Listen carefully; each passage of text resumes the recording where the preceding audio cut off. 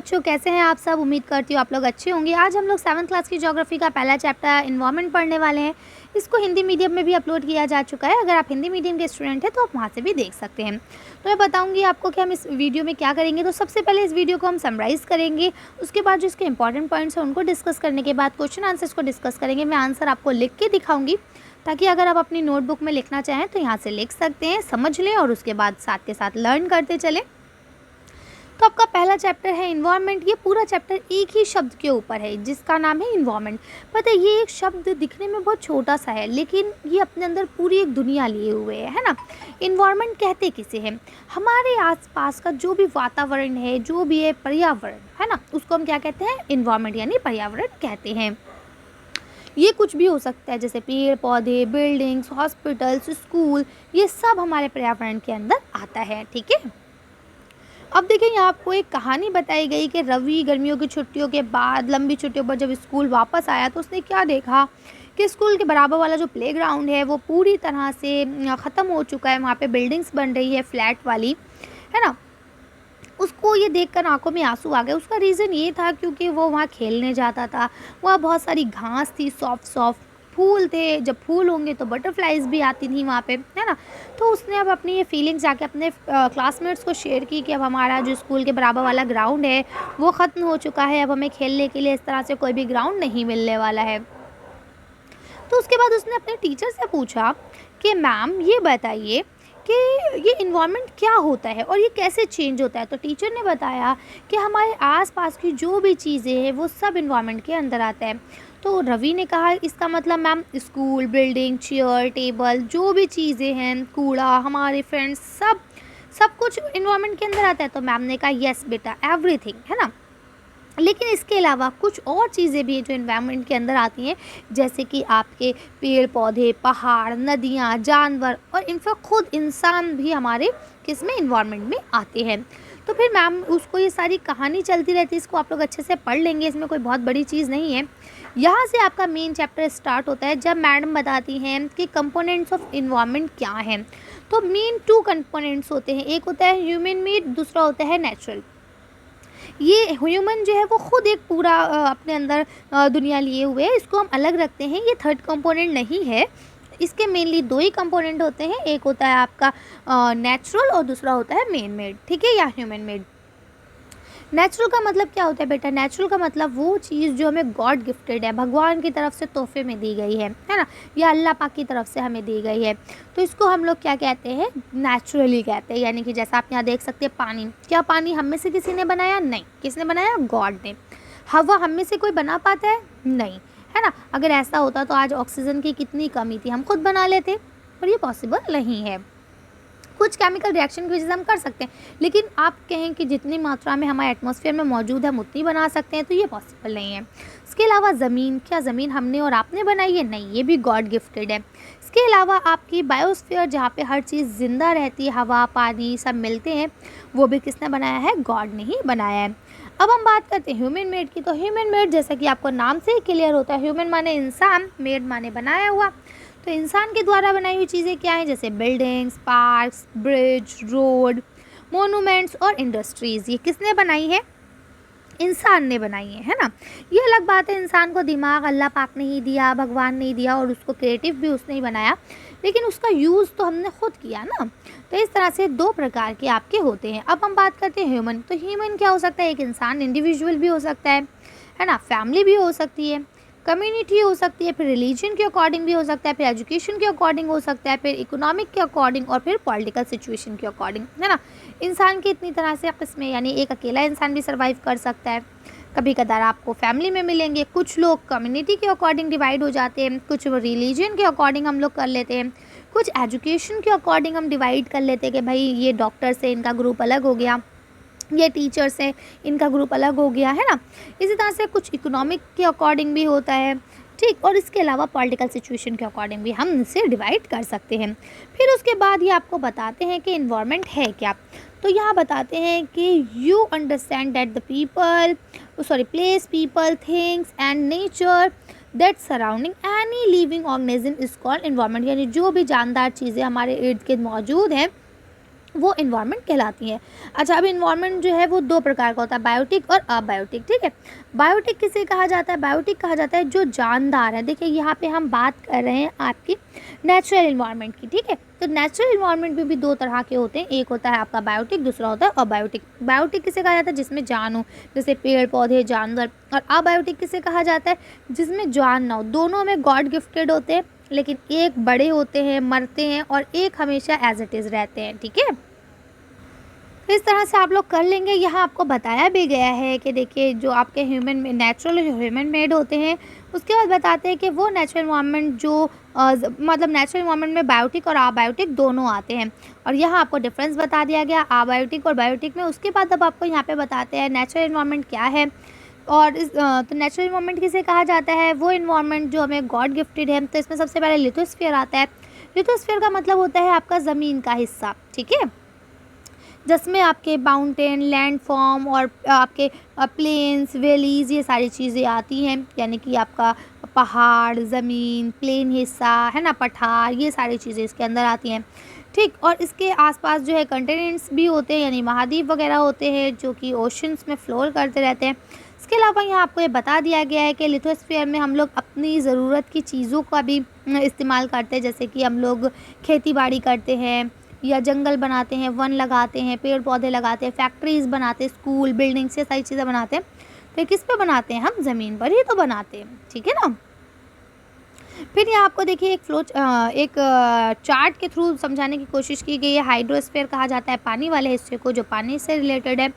Atmosphere कहा जाता है हवा वाले हिस्से को, जो हवा से रिलेटेड है। लिथोस्फीयर कहा जाता है लैंड को, यानी ज़मीन को। और जहाँ पे ये तीनों चीज़ें आके एग्जिस्ट करती है, वो हमारा बायोस्फीयर कहलाता है। क्यों? क्योंकि वहाँ पे ज़िंदगी होती है।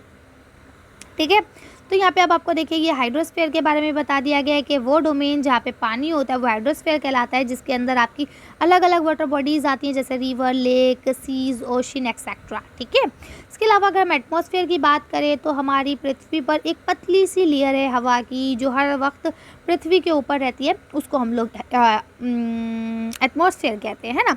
इसके बाद यहाँ पे आपको ग्रेविटेशनल फोर्स के बारे में बताया गया है कि ये भी हमारी पृथ्वी को हर वक्त घेरे रहती है। फिर उसके बाद यहाँ पे आपको बायोस्फीयर के बारे में बताया गया है कि जहाँ पे पेड़ पौधे, जानवर, इंसान सब आपस में मिलकर रहते हैं।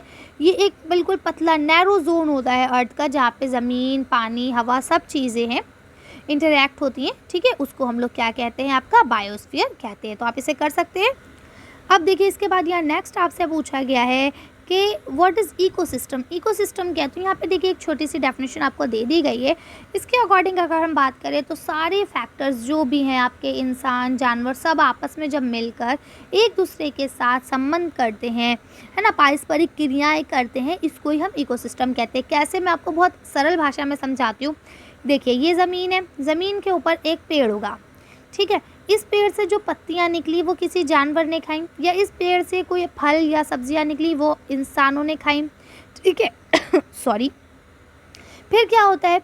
अगर इंसानों ने खाई तो इंसानों को न्यूट्रिशन मिला, और उसके बाद जब इंसान मरे तो वो आगे ज़मीन में ही दफन हुए और वो न्यूट्रिशन आके मिट्टी में मिल गया। फिर पेड़ ने वही न्यूट्रिशन ले लिया, या वो जो जानवर जिन्होंने उन्हें खाया था पत्तियों को, फिर क्या होता है? वो मरते हैं तो वो भी आके ज़मीन में मिलते हैं, ज़मीन को न्यूट्रिशन मिलता है। उसके बाद वो न्यूट्रिशन पेड़ के अंदर आता है, फिर पेड़ दोबारा से फल फूल देता है, और वो फिर दोबारा से इंसान और जानवर खाते हैं। ठीक है, तो इस तरह से देखिए ये सब आपस में एक दूसरे पर निर्भर करते हैं।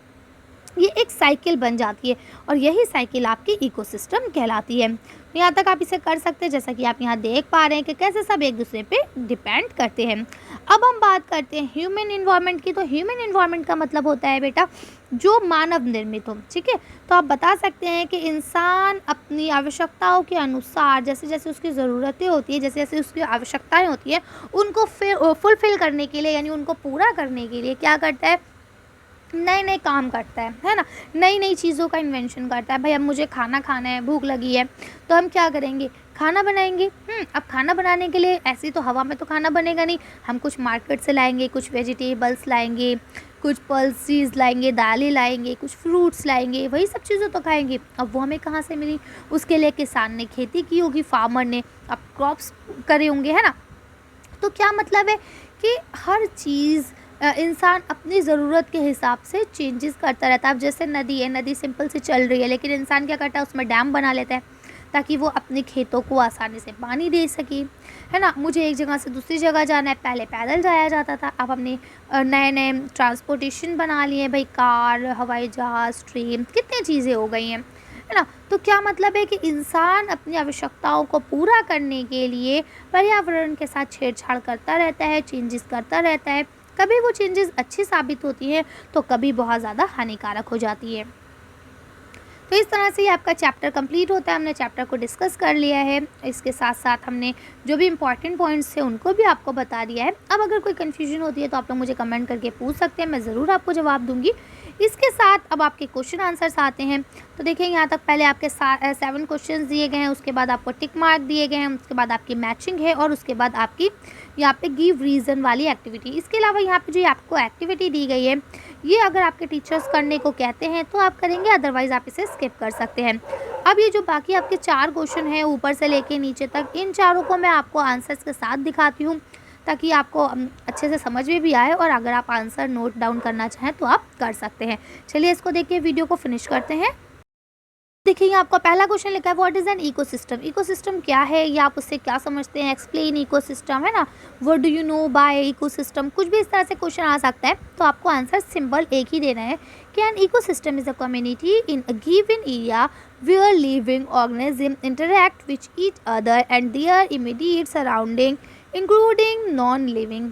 ठीक है, अब क्या बोलते हैं कि इकोसिस्टम उसे कहा जाता है जहाँ पे एक कम्युनिटी आपस में जो भी हैं, चाहे वो जानदार हों, चाहे वो नॉन लिविंग थिंग्स हों, यानी बायोटिक हो या अबायोटिक हो, कोई भी तरह के हों, आपस में इंटरैक्ट करते हैं और एक दूसरे की हेल्प करते हैं, एक दूसरे पर डिपेंड करते हैं, वही आपका इकोसिस्टम कहलाता है, जैसा मैंने अभी आपको समझा दिया था। नेक्स्ट क्वेश्चन लिखा है, what do you mean by natural environment. Natural environment का क्या मतलब है।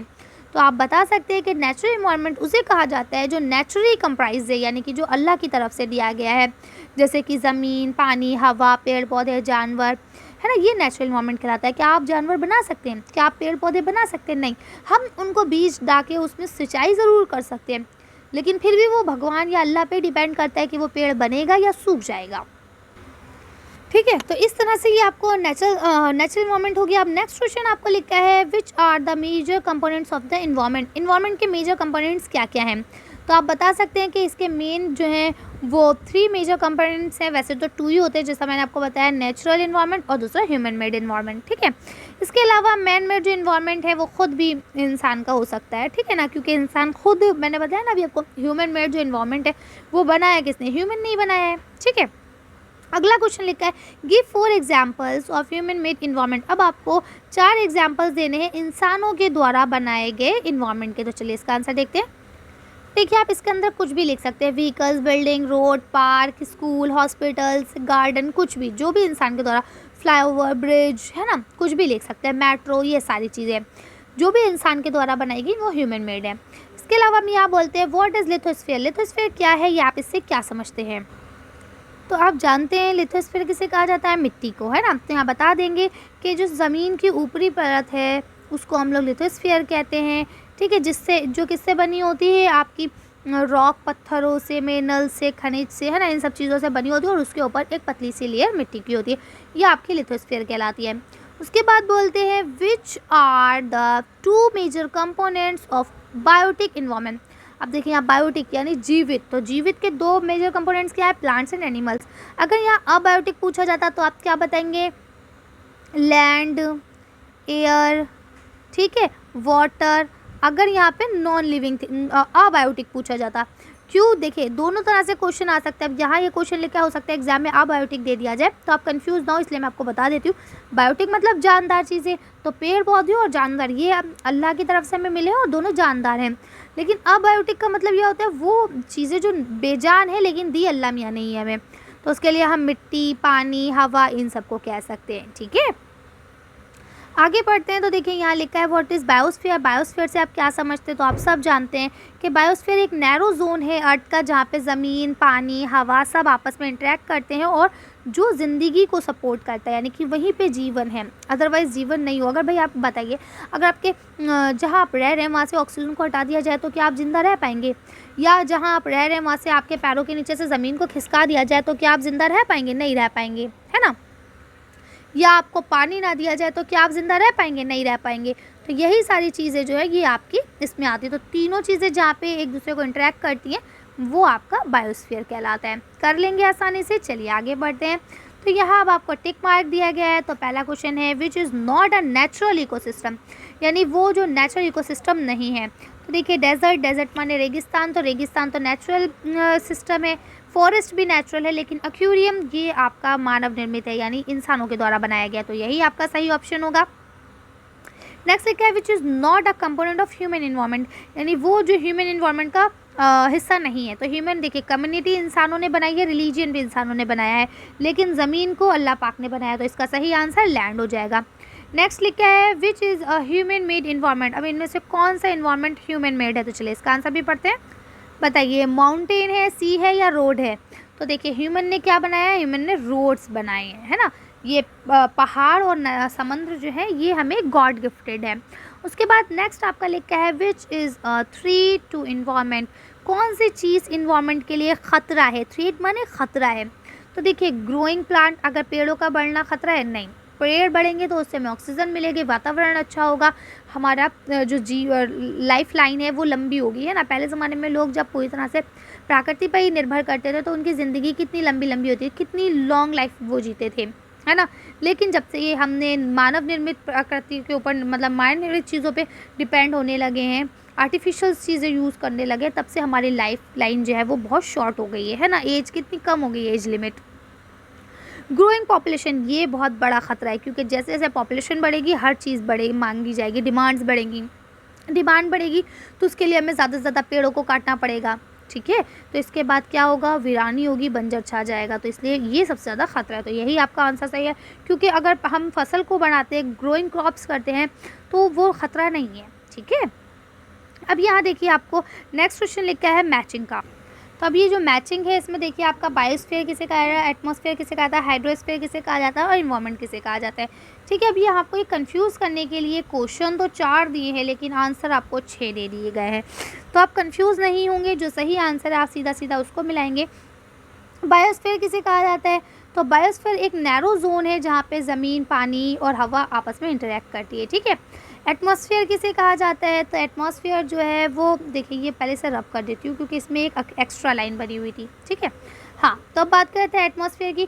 तो एटमॉस्फेयर क्या है? A blanket of air which surrounding the earth, यानी कि एक हवा का ब्लैंकेट है जो कि चारों तरफ अर्थ को घेरे हुए है, ठीक है। उसके बाद नेक्स्ट आपका क्या है? हाइड्रोस्फीयर। हाइड्रोस्फीयर क्या है? तो हाइड्रोस्फीयर जो है वो डोमेन ऑफ वाटर है, यानी कि पानी के अलग अलग डोमेन्स है। अब ये आपका लास्ट बचा है इन्वायरमेंट। तो इन्वायरमेंट ये सीधा ही मिलेगा अवर सराउंडिंग, यानी वो चीज़ें जो हमारे आसपास है वो सब इन्वायरमेंट कहलाती हैं। अब देखिए यहाँ मैंने आपको मैचिंग के अलावा यहाँ देखिए आपको दिखा दिया है, ये आपको डायरेक्ट मैच किए हुए देखिए नैरो जोन हो जाएगा, उसके बाद ब्लैंकेट हो जाएगा, उसके बाद यहाँ पे वाटर डोमेन्स हो जाएंगे और यहाँ पे आपका अवर सराउंडिंग हो जाएगा, ठीक है। तो इसे आप लोग कर लेंगे। चलिए नेक्स्ट क्वेश्चन पढ़ते हैं। अब यहाँ आपको गिव रीज़न वाले क्वेश्चन दिए गए हैं। पहला लिखा है मैन मॉडिफाई हिज इन्वायरमेंट। क्या इंसान जो इन्वायरमेंट है उसे मॉडिफाई करता है? बिल्कुल एग्जैक्टली करता है। यहाँ आप देखेंगे तो इसमें आप आंसर लिख सकते हैं। पूरा समझा मैं ऐसे देती हूँ कि देखिए अभी जो मैंने पहले समझाया कि इंसान अपनी आवश्यकताओं को, अपने नीड्स को, जो उनकी बेसिक नीड्स हैं उनको फुलफ़िल करने के लिए, पूरा करने के लिए जो आपका इन्वायरमेंट है उसके साथ कुछ छेड़छाड़ करता है। कभी सही भी होती है तो कभी गलत भी होती है ना। जैसे ज़मीन है, पेड़ पौधों को काट देता है और वहाँ पे खेती करना शुरू कर देता है, ठीक है, या नदियों के ऊपर डैम बना देता है। तो अलग अलग तरह से वो करता है। उसके बाद नेक्स्ट क्वेश्चन लिखा है plants and animal depend on each other. क्या पेड़ और जानवर एक दूसरे पर डिपेंड करते हैं? तो ये बिल्कुल ठीक बात है, पेड़ और जानवर दोनों एक दूसरे पर डिपेंड करते हैं। कैसे करते हैं? कि देखिए प्लांट्स और एनिमल एक दूसरे पर डिपेंड करते हैं क्योंकि जो पेड़ है, जो देखिए जो जानवर हैं वो पेड़ों को खाते हैं, है ना, उससे दी हुई चीज़ें जैसे ऑक्सीजन वगैरह लेते हैं। ठीक, अब प्लांट्स जो है वो एनिमल्स पर डिपेंड ऐसे हैं कि वो कार्बन डाइऑक्साइड छोड़ते हैं, तभी तो वो प्लांट्स फोटोसिंथेसिस के द्वारा खाना बनाते हैं। इसके अलावा जो एनिमल्स होते हैं उनकी डेड बॉडी जो है वो भी आपके जो पेड़ पौधे हैं उनके लिए न्यूट्रिशन का काम करती है। तो इस तरह से ये दोनों आपस में एक दूसरे पर निर्भर करते हैं, ठीक है ना, बल्कि हम सब एक दूसरे पर निर्भर करते हैं, कोई भी अकेला ज़िंदगी नहीं जी सकता। तो चलिए, इस तरह से ये आपकी वीडियो पूरी कंप्लीट होती है। अब अगर कोई चीज़ ऐसी है जो समझ में नहीं आई तो आप लोग कमेंट्स करके पूछ सकते हैं। बाकी धीरे धीरे मैं आपके सारे चैप्टर्स डाल रही हूँ, क्योंकि ये चैनल अभी नया ही आप सब जानते हैं, तो इसके साथ धीरे धीरे मुझे थोड़ा टाइम लगेगा डालने के लिए। लेकिन हाँ, मैं आपसे वादा करती हूँ सारे चैप्टर्स आपको बहुत जल्दी अपलोड कर दूँगी। एग्ज़ाम से पहले आपको सारे चैप्टर्स मिल जाएंगे। 6 to 8 क्लास के ऑल चैप्टर्स मिलेंगे आपको, इंग्लिश मीडियम और हिंदी मीडियम दोनों में, ठीक है। तो आप जिसमें चाहें उसमें आप पढ़ सकते हैं। हर चीज़ की प्लेलिस्ट बना दी गई है, आप वहाँ से ले सकते हैं। चलिए, तो अच्छी वीडियो को यहीं खत्म करते हैं। आज की वीडियो में बस इतना ही। अगर आपको मेरी वीडियो पसंद आई हो तो प्लीज़ इसे लाइक और शेयर करें। अगर अभी तक आपने मेरे चैनल को सब्सक्राइब नहीं किया तो प्लीज़ मेरे चैनल को सब्सक्राइब करें। Thank you for watching.